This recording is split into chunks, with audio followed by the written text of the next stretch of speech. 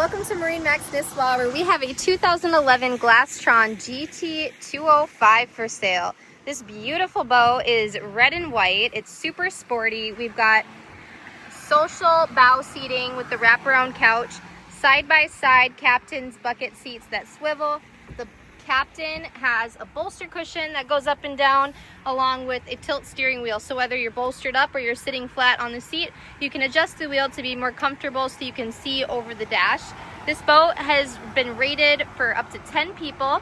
It's got the Jensen audio system, which is a really nice audio system for the year. And there's a cool feature here in the back. You have a slide out igloo cooler drawer. This is so retro and cool. It matches the boat. You take this in and out. It came stock factory with the boat, so it fits perfectly in there. Slide it back in when you don't need it. It's just a really nice, kind of a fun feature on this used Runabout we have for sale. Here in the back as well, we have a flip-up walkthrough, so you just move that cushion and you have a full passway all the way to the swim platform with your ladder. This boat is available now with the trailer for $17,500 plus taxes and fees.